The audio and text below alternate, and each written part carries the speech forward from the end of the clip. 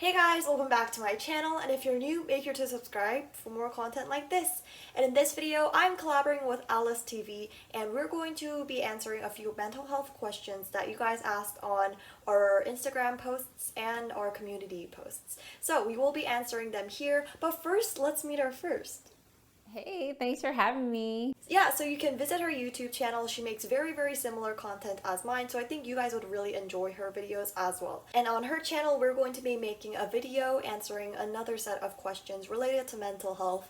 So you guys don't want to miss out on that. I'll leave the link for the video in the description box. But without further ado, let's get on with the questions. So the first question is how to mentally deal with rejections and how to be motivated when there are no successes. So an example of this is when you're auditioning so many times for so many different companies, yet you aren't receiving any answers from them, any kind of recognition, I guess. And this is pretty common. So we're just going to be sharing each of our answers. I forgot to mention that in the intro. So I'll just go with mine first. The best part about auditioning is that you can always try and try again. Whether it's for other companies, other categories, there's always new opportunities ahead of you. And instead of just giving up because you failed 5 auditions that you really wanted to get into, know that there's like an infinite amount of auditions ahead of you, so you don't have to worry about that. And if you're thinking something like, oh man, it's because I'm not good at singing, I'm not good at dancing, I'm not enough compared to the other people I see on YouTube, I'm not Asian, I'm not Korean, I can't get in. These kind of mindsets are not going to get you anywhere. So don't think it's entirely your fault, because it could simply be that you don't fit the style of the company, it isn't what they're looking for right now, or maybe they're planning on this debut group and you just don't look really great with them. You don't fit their style. So little things like that has really nothing to do with your talent, just more so your style, and there's nothing you can do about your style. It's not like you're going to force yourself to change it, right? And now let's hear Alyssa's answer. So you have to know that nothing in life is easy, especially the entertainment business. If anything, rejection is actually part of the industry. You just have to know that this is part of the process. This is the part of the process of you becoming a K-pop idol. You know, it's not going to be an easy road. Don't take it personal. Just know that it is part of the business. I mean, this is the entertainment business. You're not going to get a yes on your very first try. Just know that it's part of the industry, and sometimes it's not even your fault. It could just be the casting agents didn't like you for some reason. So you definitely don't want to give up just because of rejection. You have to fight through it. So the next question is actually a really good question. They ask, do all companies offer therapy for those who are struggling with mental health? Are there any therapists or counselors? Obviously, I can't say this for every single company because not every single company shares about their counselors or about their therapists, but most of them probably do. For example, Fantasio definitely has mental health classes, they have therapists, but on the topic of this, I would assume that smaller companies don't really offer these because they just simply don't have the budget for it, as compared to big artists, which they can really afford therapists, mental health kind of coaching. Let's see what Alyssa has to say about it. So I can't speak for all K-pop companies, but I'm pretty sure some do. I know that JYP Entertainment let Mina from Twice not participate in touring last year due to her mental health. I take it that some companies do actually really care about their artists and their idols that they have, about their mental health. Now, I'm not sure if these companies have their own therapists that they hire for their idols, or if it's up to the idols to go ahead and choose their own therapist. I would believe that it's either or, just depending on what the idol wants for themselves. Yeah, totally. And the next question is, can a company reject you because of your mental health issues? They totally could. It really depends on them and how serious your mental health issues are. Because being an idol requires so much dedication every single day for practice, performing. If you're like missing for a month just because you have mental health problems and you're too sick to participate in these, it's not an ideal situation. If they're just minor issues, it wouldn't be too much of a problem. But what do you think, Elise? Now, this could be a possibility. I know that before I signed my contract, the secretary of the company that I was signed to, she asked me a few questions, and one of the questions that she asked me was if I had any health issues or any health problems. So this could be something that companies do take into consideration. But I feel that if a company does ask you this, just be honest with them. You know, don't feel pressured to have to lie to them about certain things that you're going through, because I'm pretty sure a lot of companies will want to take care of anything that may come up, something that they may have to deal with. So don't feel pressured that you have to hide that about yourself. I think it's really important for companies to know and for you to be upfront and honest with them. Yeah, I totally agree with that. This question was pretty common amongst all of the comments, and that is, how can I stop the just give up already, you're not good enough, or the there are so many better people out there compared to you kind of thoughts? I would say just compare yourself with idols. When they didn't debut yet, when they weren't signed in with the company, they were probably thinking of things like this. Because guess what? They probably weren't the most talented person on the earth either. Sure, there could have been tons of better people out there, yet they still had the motivation to audition. It isn't always about the competition. It's about what works for you the best at the end of the day. But what do you have to say about this, Alice? So this one's really simple. It starts with you. You need to stop telling yourself these things. If you're telling yourself, I can't, instead of I can, guess what? You're going to be thinking like, I can't do this. And that's actually what I teach in my upcoming course called K Idol Masterclass. So you guys definitely need to start with up in here, okay? Your main focus should be improving yourself, not comparing yourself to someone else. Just know there's always going to be a better dancer than you. There's always going to be a better singer than you. There's always going to be someone that looks better than you, okay? Like, you just need to understand that. And once you understand that, then you can achieve and do anything.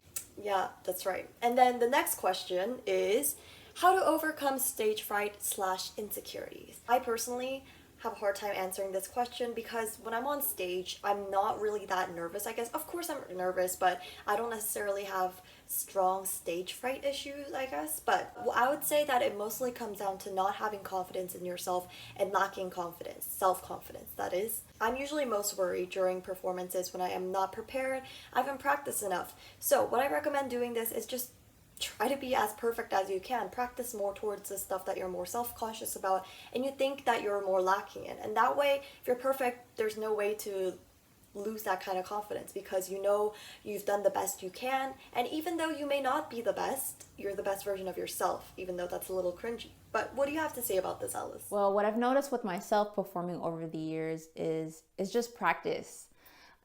So getting that song down to perfection, your dances to perfection, so where it's just second nature, where you don't have to think about it. It just comes out and it's great.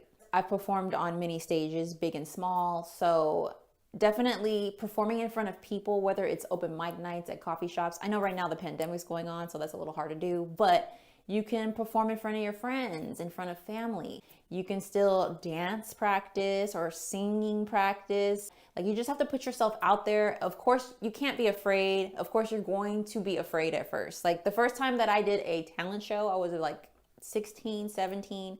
I performed my first original song at a talent show. I was literally like rocking back and forth. I was like, just could not wait for it to be over. It was like so frightening to be by myself. But just know that with practice, it will get easier and easier and easier. I would definitely recommend you definitely performing in front of people. Even if you just do live streams, there may not be people in front of you. You know that some people there are watching you. So it'll not be the 100% effect of a real live performance, but you'll get kind of the gist of, you know, getting your butterflies situated there. It's not an easy thing at first. It's just something that you got to work on and not be afraid to do it. Then the next question is it normal if you're feeling down because you're insecure about yourself and the fact that you can't even stand alone? Of course, everyone has insecurities, no matter how minor they are, no matter how insignificant they might be looking at others. Just try to follow the steps that I told you in the last question and you should be pretty good. But now we'll go look at Alyssa's answer. There's definitely going to be times when you're going to be feeling frustrated because you practice and you put in all of these hours and you're dancing and singing or dancing and singing. And you're just like, you're not getting anywhere. You're really frustrated. I know when I first started doing singing lessons, I was frustrated. I didn't even practice every day just because it just didn't motivate me to do it because I wasn't that good. I wasn't horrible, but I wasn't where I wanted to be. Hopefully you get the results that you're looking for. And of course you got to get a really good teacher and a coach to teach you the ins and outs of whatever skill you want to work on. Because I would not sound like the singer that I am today, and I wouldn't have won K-pop vocal awards had I not practiced, had I not been driven to be better and to be as great as I can be. And then the next question, how can you make yourself continue when you can't tell yourself to continue, all referring to practice and stuff. Just imagine yourself being the perfect kind of version you want to be of yourself.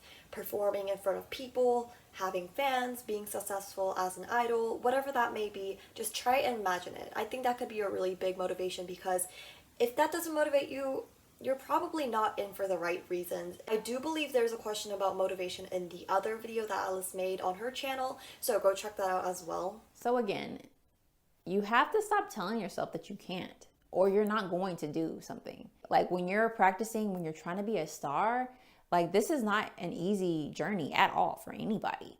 It's not just, you know, you're going to instantly be a star, even if you're great. Like it takes time and effort to really push yourself and to do things. Years ago for me, like with music, I got burnt out and I literally stopped for like a year and a half, and I literally did not make music at all because I was so burnt out and I just kept pushing and pushing and pushing and pushing.